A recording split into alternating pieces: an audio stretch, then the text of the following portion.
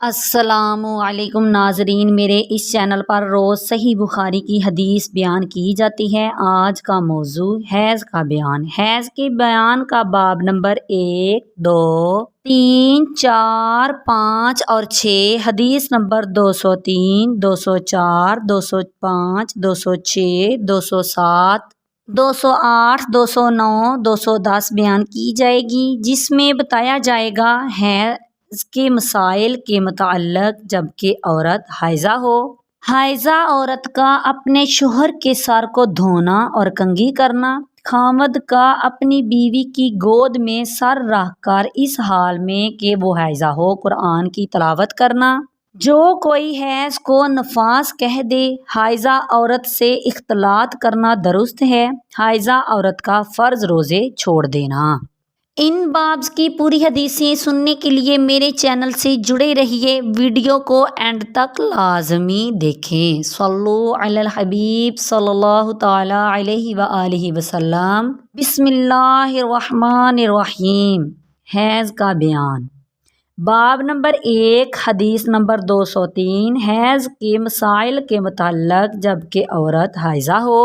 ام المؤمنین عائشہ صدیقہ رضی اللہ عنہا کہتی ہیں کہ ہم سب لوگ مدینہ سے صرف حج کا خیال کر کے نکلے، پھر جب مقام صرف میں پہنچے تو مجھے حیض آ گیا۔ رسول اللہ صلی اللہ تعالی علیہ وآلہ وسلم میرے پاس تشریف لائے اور میں رو رہی تھی، تو آپ صلی اللہ تعالی علیہ وآلہ وسلم نے فرمایا، تمہیں کیا ہوا؟ کیا تمہیں حیض آ گیا؟ میں نے کہا ہاں۔ آپ صلی اللہ تعالی علیہ وآلہ وسلم نے فرمایا، یہ ایک ایسی چیز ہے جو اللہ نے آدم کی بیٹیوں پر لکھ دی ہے، لہٰذا جو مناسک حج کرنے والا ادا کرتا ہے تم بھی کرو، اگر تم کعبہ کا طواف نہ کرنا۔ عائشہ صدیقہ رضی اللہ عنہا کہتی ہیں کہ پھر رسول اللہ صلی اللہ تعالی علیہ وآلہ وسلم نے اپنی بیویوں کی طرف سے گائے کی قربانی کی۔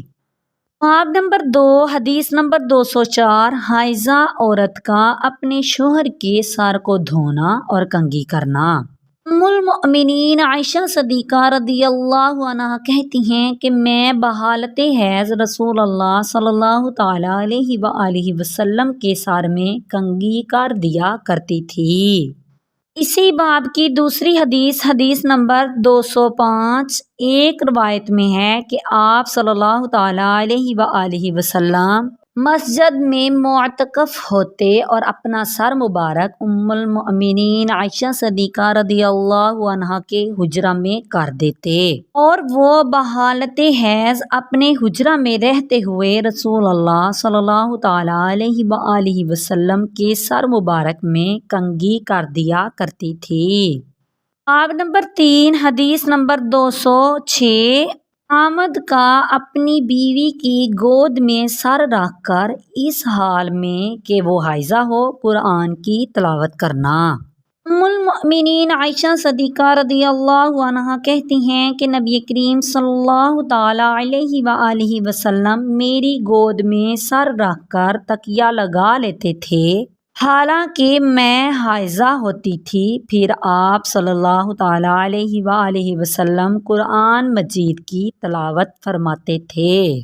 باب نمبر 4، حدیث نمبر 207، جو کوئی حیض کو نفاس کہہ دے۔ ام المؤمنین ام سلمہ رضی اللہ عنہا کہتی ہیں کہ اس دوران کہ میں نبی کریم صلی اللہ تعالی علیہ وآلہ وسلم کے ہمراہ ایک چادر میں لیٹی ہوئی تھی کہ یکایک مجھے حیض آ گیا، تو میں آہستگی سے کھسک گئی اور اپنے حیض کے کپڑے سنبھالے، تو آپ صلی اللہ تعالی علیہ وآلہ وسلم نے فرمایا، کیا تمہیں نفاس حیض آ گیا؟ میں نے کہا جی ہاں۔ پھر آپ صلی اللہ تعالی علیہ وآلہ وسلم نے مجھے بلایا اور میں آپ صلی اللہ تعالی علیہ وآلہ وسلم کے ہمراہ اسی ایک چادر میں لیٹ گئی۔ باب نمبر 5، حدیث نمبر 208، حائضہ عورت سے اختلاط کرنا درست ہے؟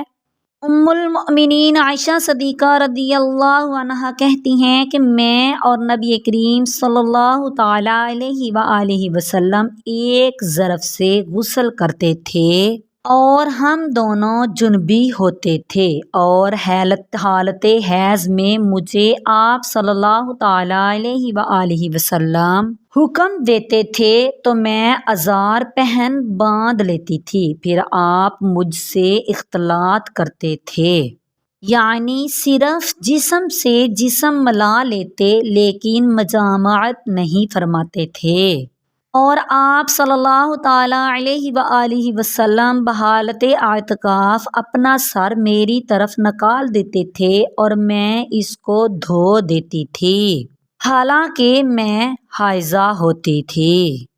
اسی باب کی دوسری حدیث نمبر 209، ام المؤمنین عائشہ صدیقہ رضی اللہ عنہا فرماتی ہیں کہ جب ہم میں سے کوئی بی بی حائضہ ہو جاتی تھی اور رسول اللہ صلی اللہ تعالیٰ علیہ وآلہ وسلم اس سے اختلاط کرنا چاہتے تو اسے حکم دیتے تھے کہ اپنے حیض کے زور اور غلبہ کی حالت میں ازار پہن باندھ لے، پھر آپ صلی اللہ تعالیٰ علیہ وآلہ وسلم اس سے اختلاط کرتے تھے لیکن مجامعت نہیں فرماتے تھے۔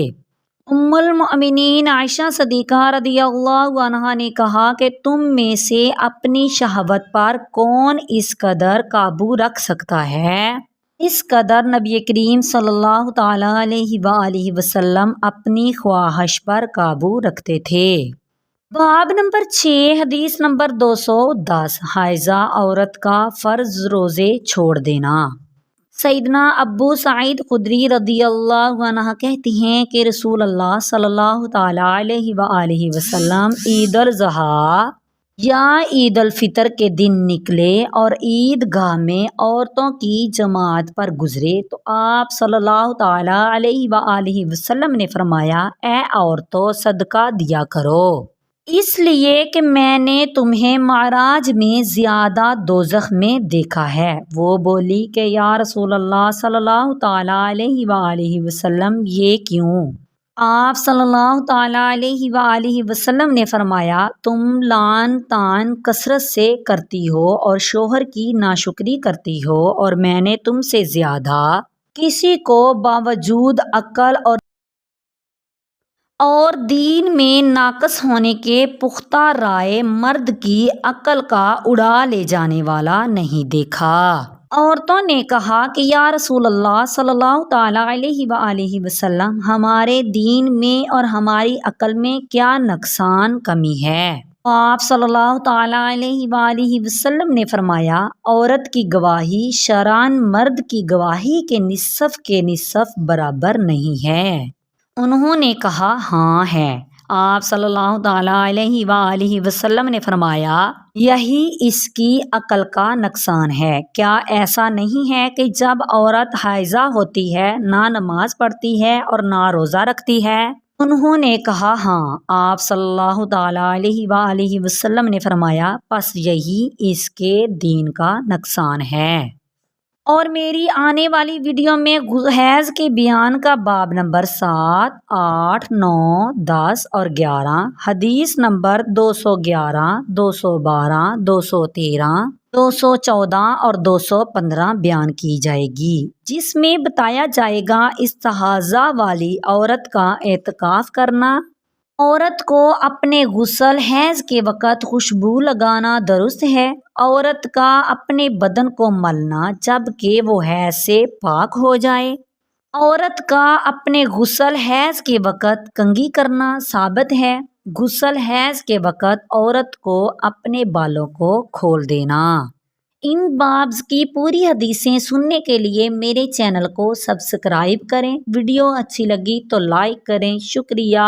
آمین بجاہ النبی الامین، صلو علی الحبیب صلی اللہ تعالیٰ علیہ وآلہ وسلم۔